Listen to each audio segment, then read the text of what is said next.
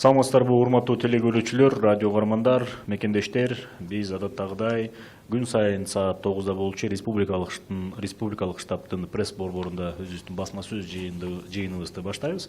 Бүгүн Кыргызстандагы эпидемиологиялык абал кандай жана кандай жаңы оорулар катталдыбы же катталган жокпу, ушул тууралуу бүгүн биздин суроолорго жана маалымат берүү үчүн Кыргыз Республикасынын Саламаттык сактоо министрлигинин коомдук саламаттык сактоо башкармалыгынын башчысы Ахматова Айнура Бектургановна бизди түз эфирлерден КТРК телеканалдары аркылуу, ошондой эле ЛТР телеканалы аркылуу, Ош ТВ, Ынтымак ТВ жана ошондой эле радиолор аркылуу Кыргыз радиосу, Биринчи радио, ЛФМ, мындан сырткары Кабар маалымат агенттигинин социалдык тармактардан дагы Facebook баракчаларынан көрсөңүздөр болот. Бардык суроолорду ошол жерге дагы жазып, анан кайрылсаңыз дагы болот. Биз ошолорду берип, суроолорго жооп алганга аракет кылабыз. Доброе утро, уважаемые телезрители, радиослушатели.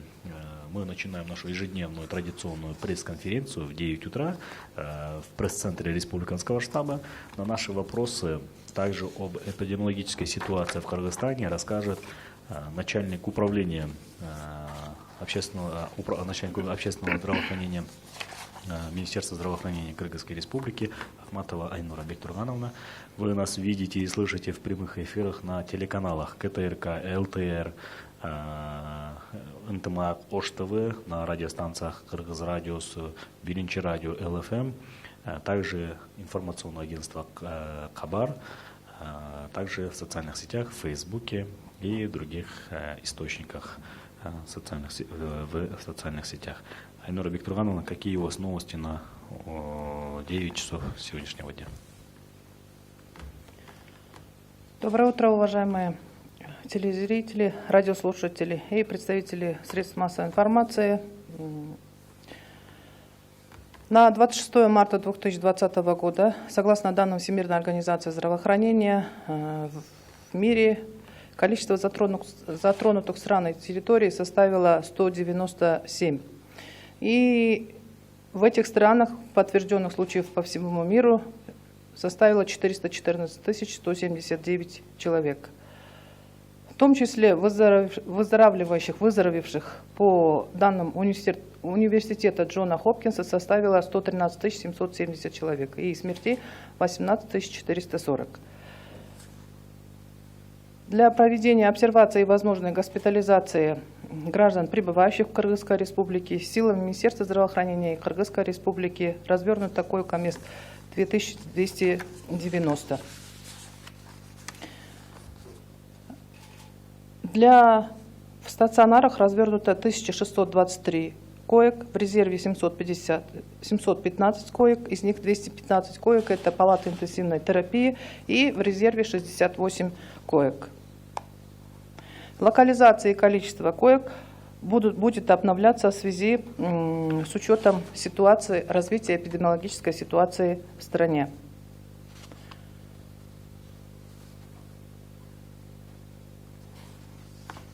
На 26 марта 2020 года, с 5 февраля 2020 года в лабораториях республики проведено исследование образцов у 240 человек.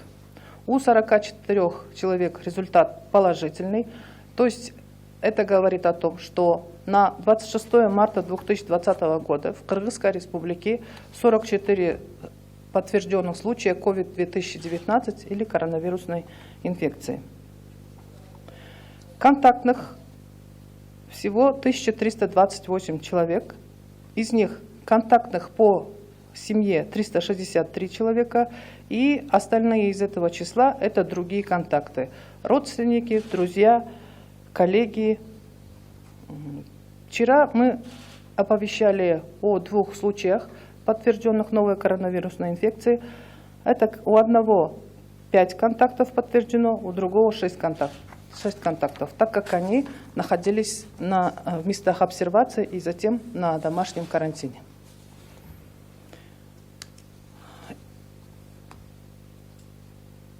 Если остановиться на состоянии пациентов, которые находятся у нас на стационарном лечении, то в удовлетворительном состоянии 122 человека, в средней тяжести 10 человек и тяжелое состояние у 6 человек. Они находятся в реанимационном отделении. Выписано 34 человека в удовлетворительном состоянии. И сегодня Кыргызстан уже регистрирует 44 случая заболевания новым коронавирусом COVID-19 в некоторых областях нашей страны. И еще раз я хотела бы сегодня остановиться. Что делать нам, всем остальным? Самоизолироваться, да. Самоизоляция. Что это такое самоизоляция? Это социальное дистанцирование. Это действие, при котором человек остается дома и должен выходить только при крайней необходимости. Это одно из самых эффективных мер во время чрезвычайного положения при COVID-19, которое применяется, используется не только в Кыргызской республике, но и во всем мире. Во время самоизоляции необходимо, во-первых, проявлять благоразумие и ограничить контакт с окружающими, осознавая социальную ответственность перед обществом и со своими близкими. Во-вторых, продолжать соблюдать личную гигиену. Чаще мыть руки с мылом не менее 20 секунд или обрабатывать их антисептиком на спиртовой основе, особенно после каждого посещения общественных мест. Это на сегодняшний день магазин, аптека и подъезд. А при кашле и чихании прикрывать рот и нос одноразовой салфеткой или чихать локтевой сгиб. В-третьих, проветривать помещение каждые 1,5 часа и увеличить кратность влажной уборки дома, обрабатывать поручни, дверей, а также чаще дезинфицировать свои гаджеты, мобильные телефоны. Целесообразнее использовать наушники для смартфонов, чтобы исключить контакт телефона с лицом. Но также необходимо протирать свои гаджеты 70% спиртом. В-четвертых, организовать самозанятость всех своих членов семьи. Можно затеять генеральную уборку, проводить время за семейными играми и проводить чтение книг. Все это поможет снизить излишнюю тревожность и поддержать друг друга в период чрезвычайного положения, находясь у себя дома. И в-пятых, организовать работу дистанционно, перейти на удаленную работу или обучение, обеспечивать беспрерывное выполнение ваших функциональных обязанностей, что уже организовано у нас в Кыргызской республике. Еще раз хочу остановиться на том, что нужно делать, когда вы выходите из дома.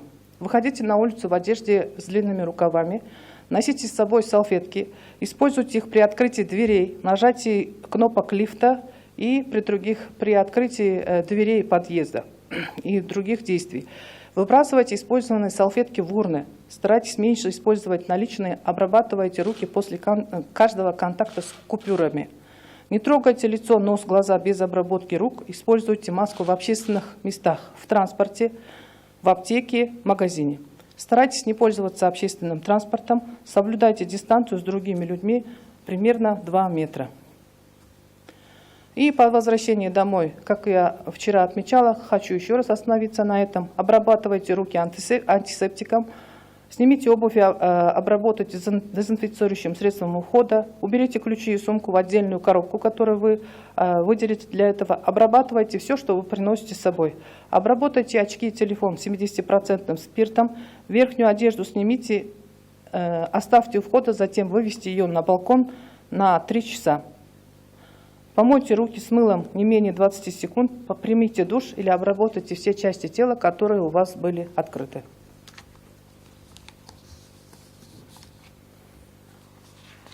Эгерде мүмкүн болсо, мамлекеттик тилдерди космолу.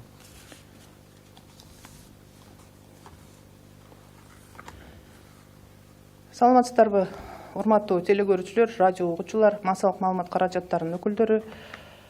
26 март 2020 жылы бүткүл дүйнөлүк саламаттык сактоо уюмунун статистикалык цифраларына токтоло кетсем, дүйнө жүзү боюнча 197 өлкө коронавирустук инфекциянын таралышы байкалып жатат.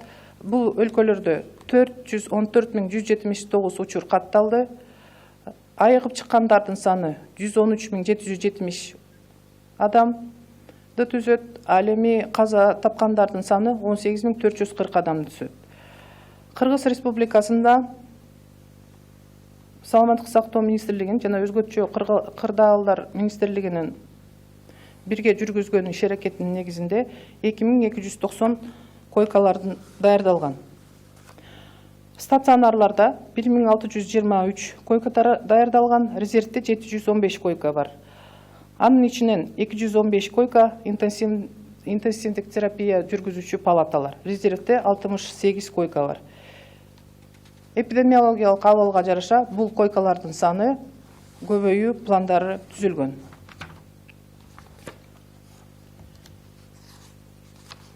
Лабораториялык изилдөөлөр 5 февралдан баштап 26 март 2020 жылга чейин 2940 адамда жүргүзүлүп, бүгүнкү күндө 44 лабораториялык изилдөө тастыкталган. Ошонун жыйынтыгы боюнча Кыргыз Республикасында 26 март 2020 жылы тастыкталган 44 коронавирус COVID-2019 учуру регистрация болду. Ошол тастыкталган жарандардын контакттарынын саны 1328 адамды түзүп, алардын ичинен үй бүлөдө болгон контакттар 363 адамды түздү. Башка контакт калган санды башка контакттар түзөт. Булар туугандары, кошуналары жана башкалар. Ал эми кечээки айтып кеткен 2 жаран боюнча бирөөнүкү 5 контакт, экинчисиники 6 контакт. Булар атайын обсервациядан өтүшкөн, андан сырткары үйүндө карантинде болгон бул жарандар. Кыргыз Республикасынын айрым областтарында бүгүнкү күнү COVID-2019 инфекциясынын 44 учуру катталганына байланыштуу биз калгандарыбыз эмне кылышыбыз керек деген суроого дагы бир жолу кайрылып кетким келип атат. Биз калгандарыбыз эмне кылышыбыз керек? Биз обочолонууга барышыбыз керек. Бул самоизоляция. Обочолонуу бул социалдык аралыкты сактоо. Бул адам үйдө калып өтө зарыл болгон учурларда гана үйдөн чыгуучу аракет. Бул COVID-2019 вирусу чыкканда киргизилүүчү өзгөчө кырдаал учурундагы эң эле натыйжалуу чаралардын бири. Бул чаралар Кыргызстан өлкөсүндө Кыргызстан жарандары гана эмес, бардык дүйнө жүзүндө колдонулуп, COVID-2019 инфекциясын жеңүүдө колдонулуп жаткан эң негизги иш-чаралардын бири болуп эсептелинет.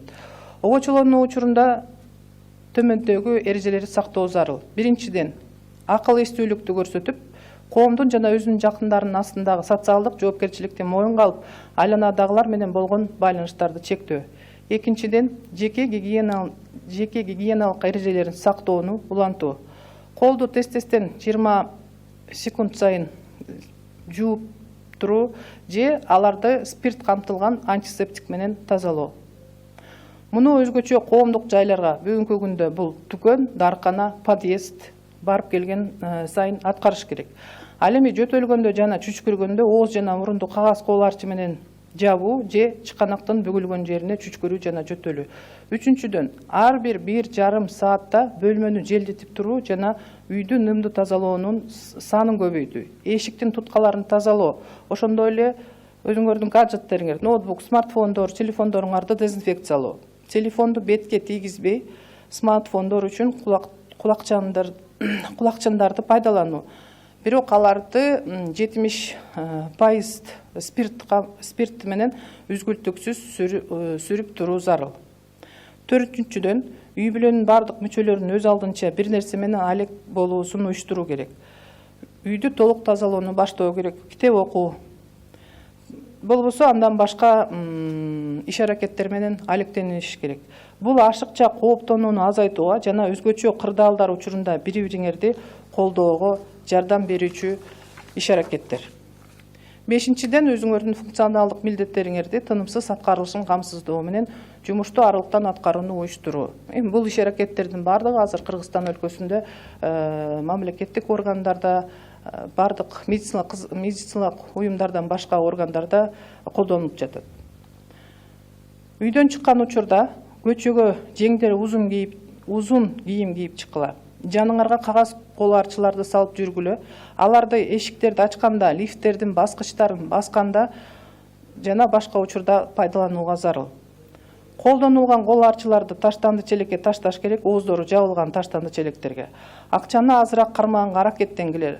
Купюраларды кармаган сайын колуңарды тазалагыла. Колуңарды тазалабастан бетиңерди, мурунду, көздү кармабагыла. Бет капты коомдук жайларда, бүгүнкү күндөрдө бул дүкөн, уна, дарканада пайдалангыла. Коомдук унааларга түшпөөгө аракеттенгиле. Башка адамдар менен 2 метр аралыкты сактагыла.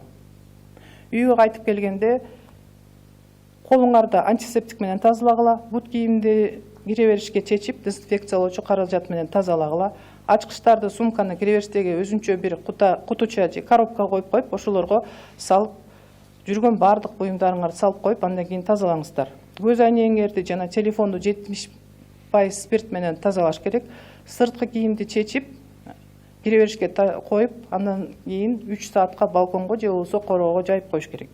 Колду 20 секундтан кем эмес убакытта самындап жуугула. Душка жуугула же болбосо дененин ачык жерлеринин бардыгын эшиктен киргенде сөзсүз түрдө жууп тазалап туруш керек. Чоң рахмат Айнура Бектургановна. Анда биз эгерде уруксат этсеңиз суроолорго өтсөңүз, биздин суроолор келген. Бишкекте Испаниядан келген кишиден элде жуктурган киши канча киши менен контакт болгону билиндиби? Ооба, ал киши Испаниядан келип, азыр андан кийин Америкага учуп кетиптир. Аял киши экен. Анын контакт болгон кишинин контактысы үйдөгү контактылар 6 кишини түздү. Анткени ал киши карантинде, үйдөгү карантинде болчу. Обсервациядан чыга турган же жана чыгат деген кишилер үйлөрүнө чыккан учурда да карантинди сакташабы? Ооба, сөзсүз түрдө обсервациядан чыгарылган адамдар дагы үйдөгү карантинди сакташы керек, сактайт. Алардын бардыгын ошол обсервациядан чыгарылганда атайын колдоруна выписка деп коет, ошол берилет. Андан сырткары алар үйдө кандай шарттарда үйдөгү карантинди сакташ керек, мына мен мындан мурун белгилеп кеттим, ошонун баары түшүндүрүлөт дагы. Алар үйдө сөзсүз түрдө карантинди сакташ керек. Иммунитетти бекемдөөгө азыркы мезгилде кандай тамактанууну сунуштайсыздар? Албетте, иммунитетти бекемдөө бүгүнкү күндө коронавирус гана эмес, негизи жаз айларында бардыгыбыздын иммунитетибиз басаңдап баштайт. Ошондуктан иммунитетти сактоо үчүн, иммунитетти көтөрүү үчүн биринчи учурда алкоголь ичимдиктерин ичүүнү токтотуш керек. Андан сырткары тамеки чегүүнү азайтыш керек. Албетте, эми баягы тамеки чеккен адамдарды мен бөгүн эле таштап сал деп айткан ойдон алысмын. Андан сырткары витаминдештирилген тамак азыктарын жеш керек. Витаминдештирилген тамак азыктары бул бүгүнкү күндө эң эле мына арзан биздин колубузга барып сатып ала турган азыктар. Мисалы үчүн бул савис, ошол эле кызылча, алма. Албетте бүгүн жарандар айтышы мүмкүн. Мына баарыбыз үйдө отурабыз, иштерибиз токтоп калды, акча таба албай калдык.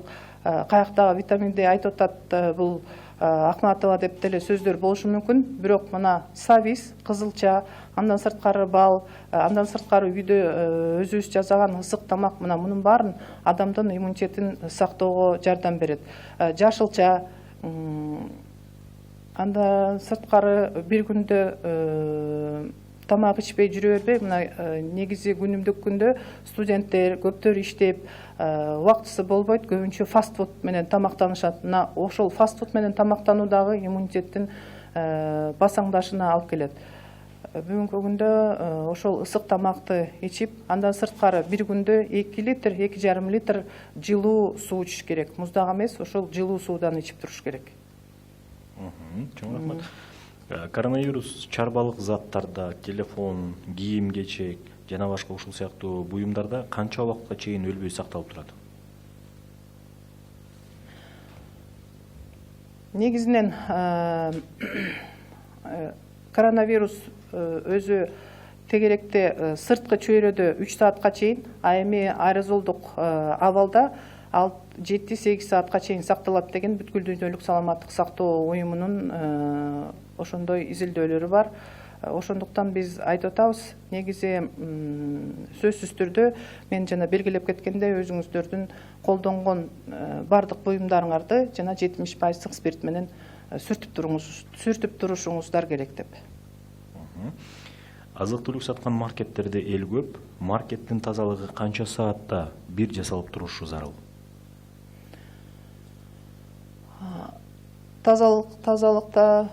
Тазалыгы жөнүндө айтып атат, тазалыгы. Азыр мен эле айтып кеттим, мына обочолонууда, самоизоляцияда кандай үй шартында 1,5 саат сайын үйдү жууп тазалап туруш керек деп. Мына ошондой эле ошол маркеттерде, дүкөндөрдө сөзсүз түрдө 1,5 саатта жууп тазалоо иштери жүргүзүлүп туруш керек. Андан сырткары ал жерлерде атайын санитайзерлер болуш керек. Дүкөнчүлөр сөзсүз түрдө перчатка менен соода акчаны берип туруш керек. Өздөрү дагы перчатка менен соода кылыш керек майда дүкөндөрдө. Андан сырткары абаны тазалоочу атайын шаймандар болуш керек. Ошол тазалоо иштеринде сөзсүз түрдө мына биз санитардык көрсөтмөлөрдү бергенбиз. Ошол дүкөндөрдүн бардыгында дезинфекциялоо каражаттары колдонуш керек. Центральноазиатское бюро аналитической журналистики Кабаразия Асель Сооронбаева. Как проходит лечение носителей коронавируса и что она из себя представляет? Да, вчера уже задавали этот вопрос. Чем отличается лечение носителей коронавируса и тех пациентов, которые находятся в стационарах на лечении? Носительство, оно может пройти бессимптомно и не может принести никакого вреда человеку, который является носителем. И если у данного человека хороший иммунитет, и он может пройти для данного человека без всяких осложнений и без всяких последствий. Если действительно у человека слабый иммунитет, и в соответствии с этим у него на 5-6 день, как мы видим, появляются признаки данного заболевания. Кашель, температура, боль в горле, да, озноб. И по этим симптомам мы госпитализируем в стационары. И какое оборудование есть на сегодня? Ну, я так понял, это вот ИВЛ, наверное. Да, как мы все время отмечаем, коронавирусная инфекция – это вирусная инфекция. И лечение здесь симптоматическое. В зависимости от течения, это развития этого заражения у человека, поэтому лечение симптоматическое. Этиопатогенетического лечения нету. А если есть сопутствующие заболевания, то, конечно, идет и лечение, направленное на эти сопутствующие заболевания. И для проведения интенсивной терапии в случае необходимости, да, применяется аппарат искусственной вентиляции легких и другое оборудование. На сегодняшний день у нас более 600 аппаратов искусственной вентиляции легких. Также в Республиканскую клинико-инфекционную больницу наши международные организации поставили 2 аппарата искусственной вентиляции легких в помощь. Какова проектная мощность для заболевших, то есть сколько всего людей вы можете лечить одновременно? Сегодня, как я уже отметила, для того, чтобы в соответствии с ситуацией, в соответствии с количеством подтвержденных случаев у нас в стране, развернуто 1623 коек, в резерве 715, и из них 215 коек – это палаты интенсивной терапии, и в резерве у нас 68 коек. Ну и с учетом развития эпидемиологической ситуации в мире, локализация и количество этих коек, конечно же, будет обновляться и развертываться на всех региональных уровнях. Азаттык радиосунун баяндамачысы Бакыт Асанов. COVID-19 вирусуна каршы күрөштү күчөтүү максатында Кыргызстан кайсы өлкөлөргө көмөк сурап кайрылды жана бүгүнкү күндө эмне жардамга муктаж болууда? Как отмечают все средства массовой информации по обращениям граждан, да, и мы все видим и слышим, каждый день задаются вопросы, что у нас недостаточное количество масок, средств индивидуальной защиты.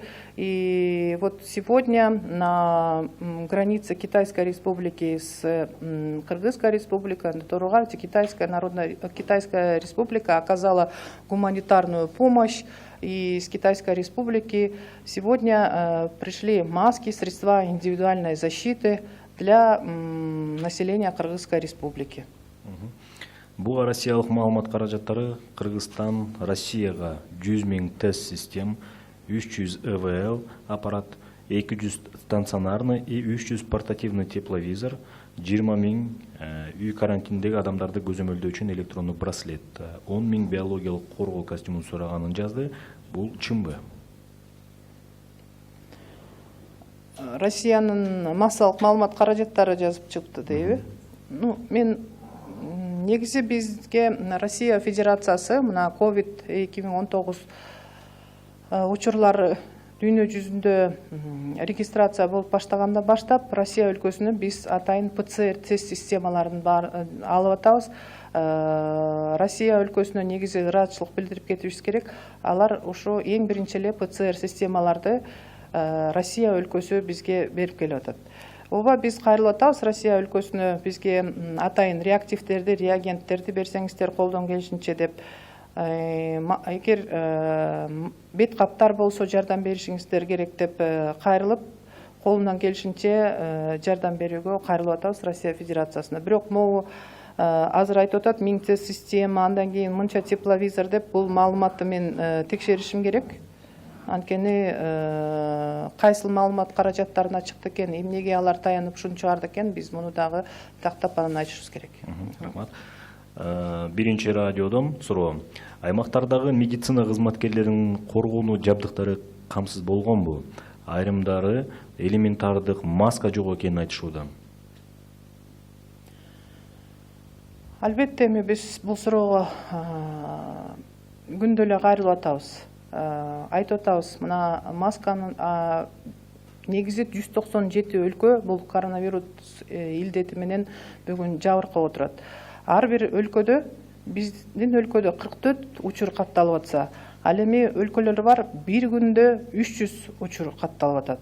Ар бир өлкө бүгүн маскага муктаж болуп атат. Ар бир өлкө бүгүн ошол коргонуучу каражаттарга муктаж болуп атат.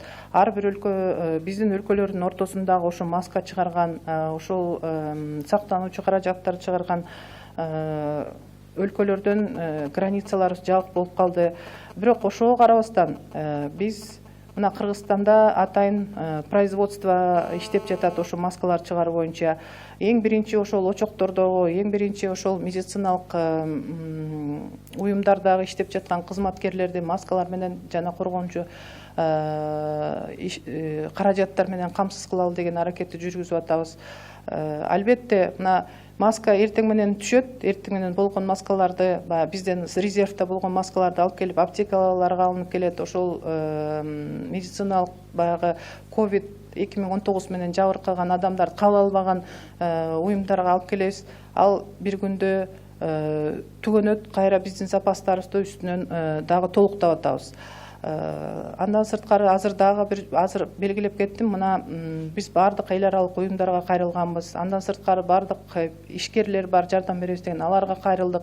Ошондуктан мына акыркы жолу Өзбекстандан биринчи 23-үндө 1200 коргонуучу каражат алып келдик. Аны Ош, Жалал Абад, Баткен областтарына тараттык.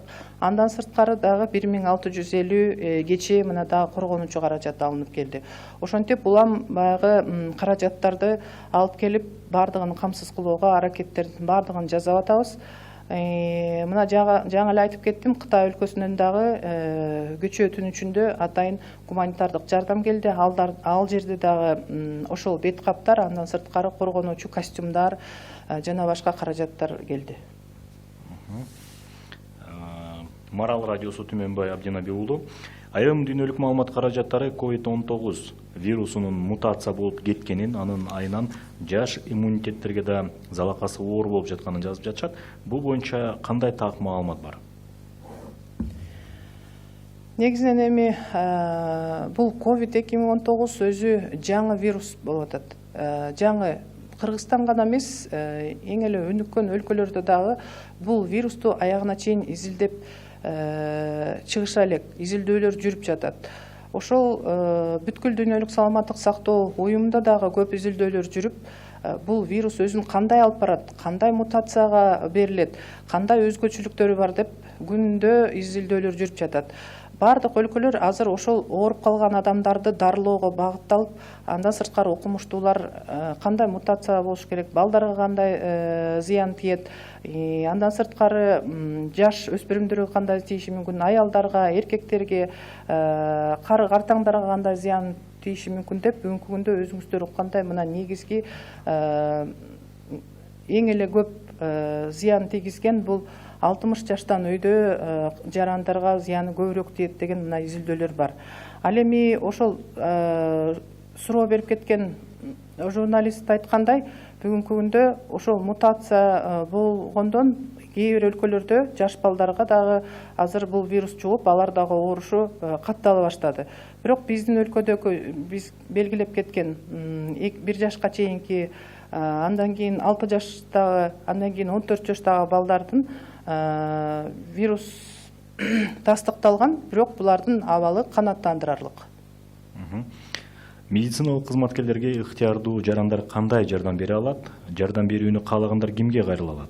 Речь о добровольцах. Алар кайрылса болот. Мына биздин саламаттык сактоо министрлигинин оперативдик штабы бар, андан сырткары республикалык штаб бар. Ошол штабтарга кайрылып, болбосо ар бир жерлерде Жалал Абад областында, Ош областында, Ысык Көл областында, Нарын областтарында атайын штабтар бар. Эгер ошол жерлердеги медициналык кызматкерлерге болобу, очоктордо иштеп жаткан башка министрликтин өкүлдөрүнө жардам беребиз десе, жерлердеги штабтарга кайрылса болот. Бишкек шаарында ошо саламаттык сактоо министрлигинин ичинде штаб бар, анан республикалык штаб бар. Ошол жерлерге кайрылса, кайсыл региондор кандай жардамга муктаж, биз айтып беребиз. Казакстанда коронавируска кабылган 2 жаран сакайды. Бизде бул жаатта кандай жылыштар бар? Реанимацияда жаткан жаран боюнча гана так маалымат айтылып жатат. Калгандары боюнча эмне айта аласыз?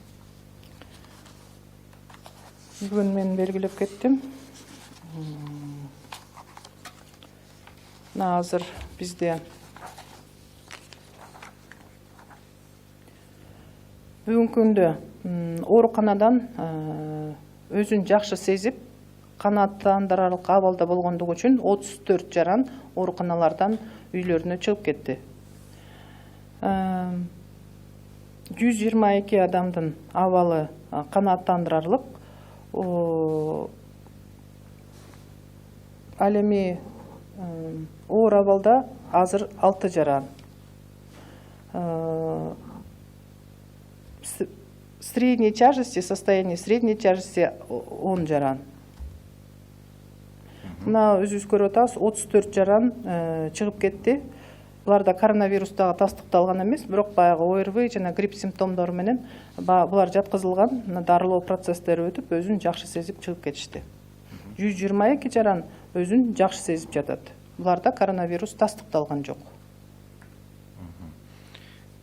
Бул жерден дагы Расул Мурат, Барометр маалымат агенттигинин кыргыз бөлүмү редактору суроо берип атат.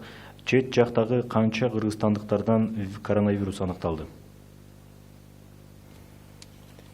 Чет жактар деп Чет мамлекет. Чет мамлекеттерде канча аныкталды? Кыргызстандык жарандардан да. Есть ли граждане Кыргызстана, которые заразились за пределами Кыргызстана? Бул кыргызстандык жарандар боюнча эгер бардык өлкөлөр кызыктырса бул жаранды, анан саат 3-төгү пресс-конференцияда мен дагы айтып кетейин. Бардык өлкөлөр боюнча, биттен ошол 197 өлкө боюнча бардыгы боюнча сурап атат го. Анда анан саат 3-төгү пресс-конференцияда мен бүткүл дүйнөлүк саламаттык сактоо уюмун байланыштырып анан айтып кетем. Учурда канча тест система бар Кыргызстанда, алардын саны жетиштүүбү?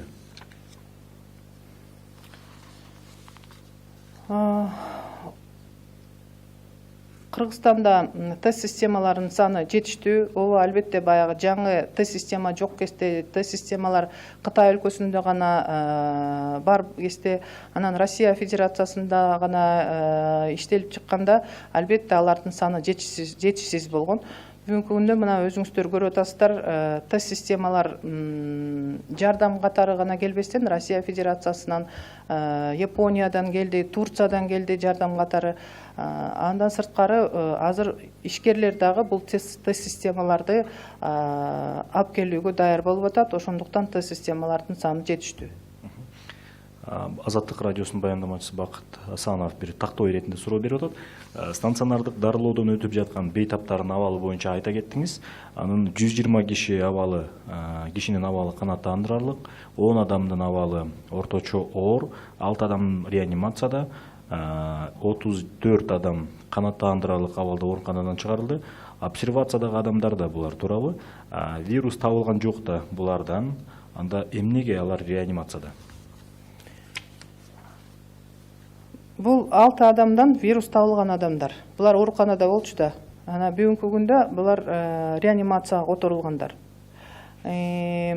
Вирус табылган 44 адам деп биз белгилеп атабыз. Мунун бардыгы ооруканада болчу. Кечээ экөө кошулду. Ага чейинки ооруканада жаткан дарылануучулардын арасынан бирөө реанимацияда болчу. Мына азыр эми 5өө кечээден бери которулуп дарыланып жатышат. 122 адам деп атпайбызбы, өздөрүн канааттандырарлык деп. Эң биринчи учурларда баягы буларда симптомдор пайда болгондо, температура, жөтөл, тамак ичканда, обсервациядагы болгон адамдар болобу, же болбосо үйдө карантинде болгон адамдар болобу, баягы коопсуздануу менен буларды госпитализацияга алынган. Анан лабораториялык изилдөөлөр жүргүзгөндөн кийин, клиникалык изилдөөлөр жүргүзгөндөн кийин врачтар лабораториялык изилдөөлөр бир жолу гана эмес, 2 жолу, керектүү учурларда 3 жолу өткөзүлүп, ошо коронавирус барбы жокпу тастыктап, андан сырткары алардын симптомдору, ОРВИ, грипп симптомдору кеткенден кийин мына булар чыгып жатат. Также уточняющий вопрос от корреспондента Азаттык, русская редакция. Говоря о пациентах на стационарном лечении, вы отметили, что 120 человек находится так. Ну, это, в принципе, уже тот вопрос, да, ранее было задано. И вот вопрос от барометр Кейджи, Расул Мурат. Коңшу мамлекеттер менен орну дарылоо, аныктоо жаатында кандай кызматташуулар болуп жатат? Коңшу мамлекеттер менен эми атайын мына бизде сөзсүз түрдө Россия Федерациясы болобу, Казакстан, Узбекистан, андан сырткары Кытай өлкөлөрү менен ушул дарылоо ыкмаларында кандай өзгөчөлүктөр болду, же болбосо коронавирусту дарылоодо кандай өзгөчөлүктөрдү колдондуңуздар, же болбосо бир өзгөчө дары-дармектер менен колдонуш керекпи деген суроолор менен албетте биз аларга кайрылып атабыз. Албетте алардан сөзсүз түрдө алардын тажрыйбасын колдонуу боюнча мына бир жумада бир жолу Россия Федерациясы менен же болбосо Казакстан менен Евразиялык экономикалык биримдиктин өкүлдөрү менен ар бир учурда онлайн байланышка чыгып ошол дарылоо ыкмалар боюнча сөзсүз түрдө опыт алмашылып турат. Анан мына биринчи күнү Япония өлкөсүнүн элчилери, Кыргызстан Япония өлкөсүндөгү элчилерине кайрылып, алар дагы мына атайын телемост уюштуруп, ушул жуманын аягында 5-чи күнү же 6-чы күнү деп, эгер сиздерге ошол дарылоо ыкмалары болобу, болбосо ошол өлкөдө жүргүзүлүүчү атайын эпидемиологик иш-чаралардын өзгөчөлүктөрү болобу, ошол боюнча опыт алмашууга мына телемост жүргүзөлү деп, ал боюнча да сүйлөшүүлөр жүргүзүлүп жатат. Кытайдан дарыгерлер келе турган айтылды эле, ал жактан канча дарыгер качан келет? Бүгүнкү күндө эми биздин дарыгерлер өздөрү дарылоо иш-чараларын жүргүзүп жатат.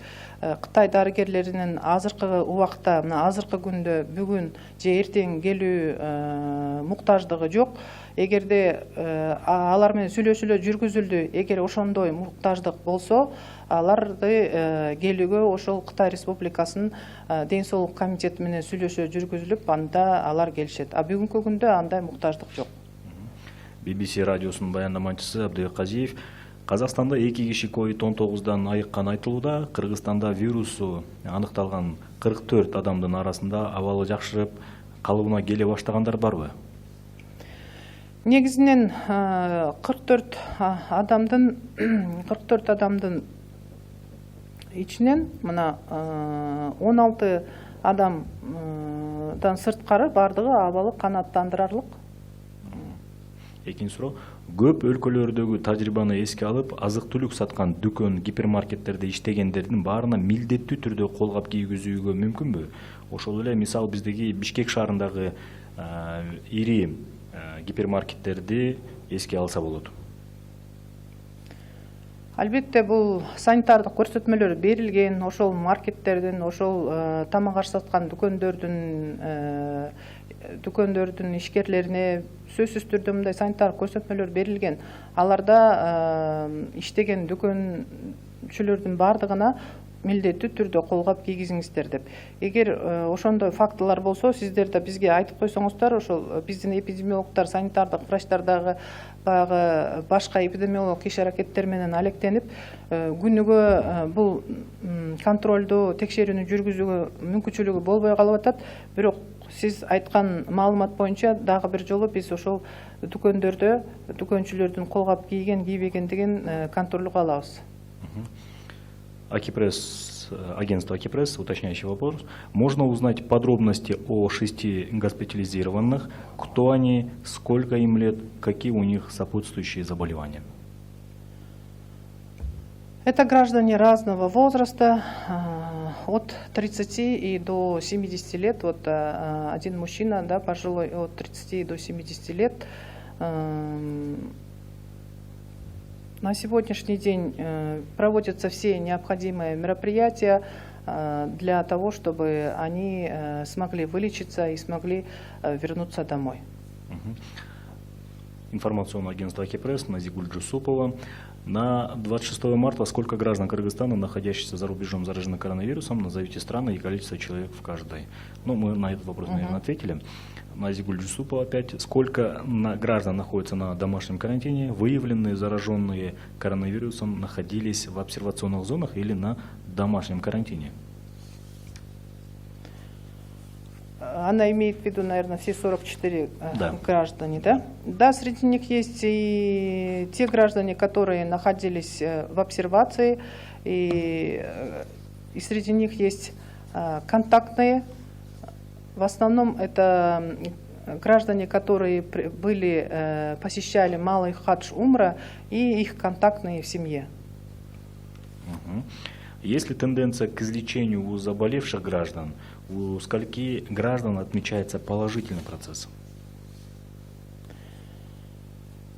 На сегодняшний день состояние у них стабильное.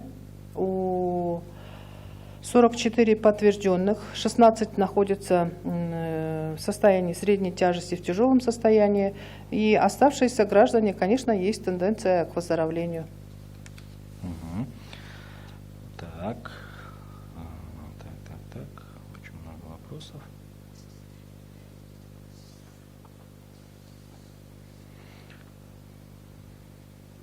А можете ли вы дать информацию о тестах в частных клиниках? Можно ли будет пройти за деньги? Нет, сегодня данный вопрос не рассматривается о том, чтобы пройти тесты в частных клиниках за деньги. Лабораторное обследование на COVID-19 проводится по решению медицинского работника. И если вы в течение 14 дней вернулись из стран, которых зафиксированы случаи коронавируса. Если вы общаетесь с человеком, у которого COVID-19, вы обращаетесь к своему по телефону горячей линии или же по телефонам, которые вы знаете, к врачам, которые работают в центрах семейной медицины по месту проживания, рассказывайте им о своих симптомах, и они принимают решение о направлении вас на лабораторное исследование. Вопрос от Нурзады Танаевой. Она вот хочет уточнить. Про 10 человек в состоянии средней тяжести можете рассказать? Они тоже зараженные? Да, они из числа тех, у которых из числа 44 граждан, у которых подтверждены случаи коронавируса. Вопрос от обозревателя телекомпании «Пирамида» Сейль Карабекова. Правда ли информация о том, что коронавирусом заразились 2 врача и медсестра в Кыргызстане? Нет, эта информация недостоверная. У наших врачей и медицинских работников подтвержденных случаев коронавируса не зарегистрировано. Вопрос от обозревателя Биринчи радио Салтанат Калдыбаевой. Бардыгы эле үйдө тигилген маскаларды алып жатышат. Баасы ар кандай? Негизи колдон алган маскаларды обработкага салыш керекпи? Эми негизи биз айтып элатабыз, колдон алган маскаларды колдон келишинче колдонбоңуздар. Мына азыр баарыңыздар үйдө карантиндесиздер. Үйдө карантинде болуп атасыздар. Үйдө карантинде жана мен башында белгилеп кеткен сөзсүз түрдө айтылып жаткан гана иш-аракеттерди сактасаңыздар, бул бизди ошол коронавирустан сактайт. Масканы кайсыл учурда, бет капты кайсыл учурда кийиш керек деп атабыз. Бул баягы эшикке азыр дүкөнгө барганда гана, коомдук транспортко түшүп, балким сиз дагы бир муктаждык болуп калса барып келгенде, ошол учурларда гана ошол маскаларды тагыныш керек. Бирок муктаждык болуп ошол колдон сатып алган маскаларды колдонуп алсаңыздар, ал маскаларды албетте жанагы марльден тигилген маскалар сатылып атат. Аларды жууш керек, сөзсүз түрдө үтүктөш керек. Бирок биз колдонууга эч кандай сунуш бербейбиз аларды колдонууга. Ала Тоо 24 студиясынын баяндамачысы Айжан Омолдошова суроо берүүдө. Айрым сайттарда 2 адам каза болду деген маалыматтар жазылып жатат. Канчалык деңгээлде чындыгы бар? Элди дүрбөтүүгө багытталган маалымат дейт. Эми ушундай туура эмес маалыматтарды элдин арасында тарабасын деп, мына Кыргыз Республикасынын өкмөтү атайын ушундай брифингтерди уюштуруп, атайын ушундай пресс-конференцияларды уюштуруп атат. Мен элиме айтып кетейин дедим эле, бул туура эмес маалымат.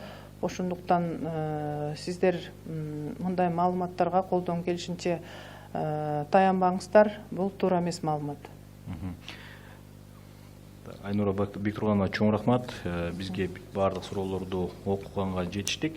Анын урматтуу кесиптештер, урматтуу массалык маалымат каражаттарынын өкүлдөрү, айрым массалык маалымат каражаттарынын суроолорун дагы окуган жокмун, анткени көбүнчө суроолордун баары кайталанып аткан экен. Ошондон улам биз баарын бириктирип эле, ошо 2-3 суроо келсе, ошону бириктирип эле бир суроого берүүбүз. Эгерде мүмкүн болсо, ушул эле биздин маалымат жыйынынын записи десек болот, кайталоосу ошо биздин Facebook баракчасында, ошондой эле YouTube, ЛТРдин YouTube каналында да сакталат. Ошол жерден дагы тактап, ошол жерден дагы бир суроо окусаңыздар болот. Анткени ошол эле сиздер берген суроого жооптор ошол жерде камтылган. Анан дагы бир жолу кайрылып кетет элек, ошо биздин Айнура Бектурганова айткандай эле, туура маалыматтарды ушул басма сөз жыйын убагында ошол жерден алып, ошону пайдалансаңыздар, жанагындай чагымчыл, жанагындай элди дүрбөткөнгө алып келген жаңылыктарга ишенбей, анын булагын аныктап, ошо кайсыл маалымат булактарынан алынды, каяктан алынды деп, анан ошо расмий маалымат сайттарынан, расмий булактардан тактап, ошону экөөнүн салыштырып, анан ошондон бир тыянак чыгарсаңыздар деген бир өтүнүч. Сиздер бизди ЛТР телеканалы аркылуу, КТРК телеканалдары аркылуу көрдүңүздөр. Ошондой эле Ош ТВ, Ынтымак ТВ, Биринчи радио, Кыргыз радиосу, ЛФМ радиолор аркылуу да Түз Ободон уктуңуздар жана ЛТРдин YouTube каналынан дагы Түз Ободо көрдүңүздөр. Мындан сырткары социалдык баракчалардан Facebooktан Кыргыз өкмөтү социальное правительство баракчаларынан көрүп өзүңөрдүн суроолоруңарга жооп ала алдыңыздар. Чоң рахмат.